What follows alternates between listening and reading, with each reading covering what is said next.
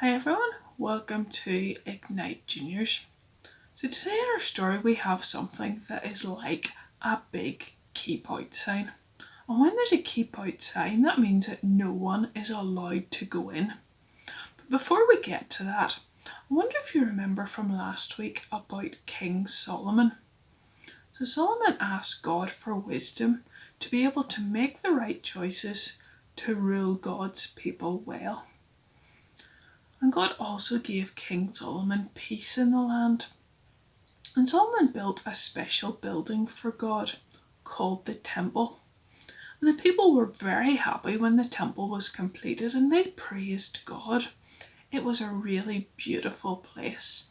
And it was a place where God was present in a very special way. The temple reminded the people that God was there with them. And people could come into the courtyard of the temple to worship God. And the priests who worked in the temple could go and offer animal sacrifices to God for the sins of the people. And when God saw the sign of the animal's blood, he would forgive or he would pass over the sins of the people. In the middle of the temple, there was a massive curtain. And this curtain was like a big keep out sign.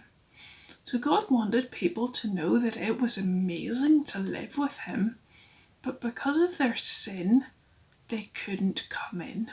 So nothing bad could ever go behind the curtain into the place where God was. It was called the most holy place. We've all done bad things, which the Bible calls sin. And because of that sin, the people couldn't go in. That was the big keep out sign. Well, hundreds of years after King Solomon, God sent his son Jesus to earth. And Jesus never did anything wrong. And Jesus visited God's temple where the big keep out curtain was. And when Jesus died on the cross, he took the punishment for all the bad things that we do.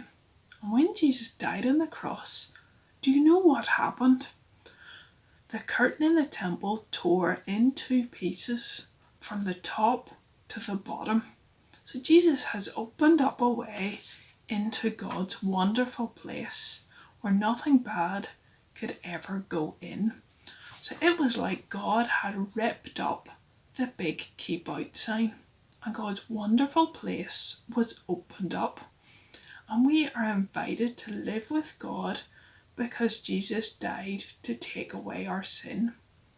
And if you ask him to forgive you, then you can be in God's family and you can come into God's presence because of Jesus.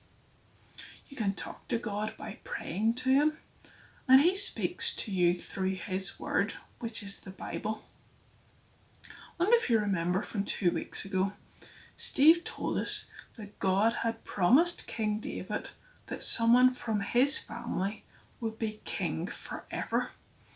And I wonder if maybe some people at the time Solomon lived, they might have thought, could Solomon have been this forever king? Could Solomon have been the one who was promised to bring God's blessings to everyone?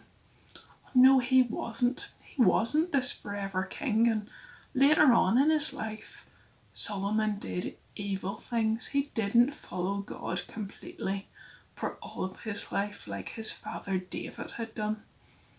The forever king wasn't King Solomon, but it's Jesus. And Jesus wants us to keep following him and to make him king over our lives.